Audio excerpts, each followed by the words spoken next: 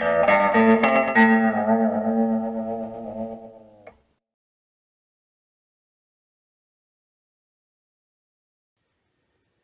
I just got this, I don't know how you pronounce it exactly, Mooer Shimverb off eBay, used for pretty cheap, and because I just need a reverb pedal for a couple of amps I don't have reverb on, and now that I've got it verified it's working and everything, I was curious how they pack so much inside of a little enclosure like that.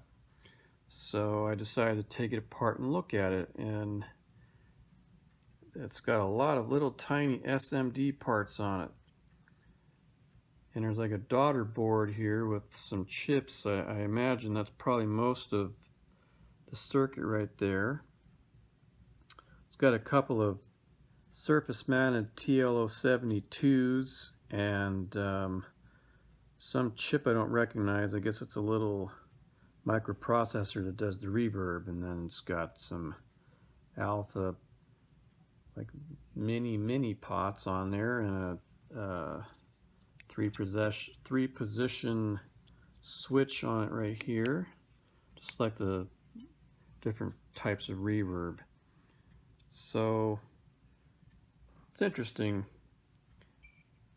And apparently these are custom made enclosures that they're using here, and they've got the little cover plate with some rubber on it, and pretty simple layout, but wow, is there a lot of little teeny SMD parts on here.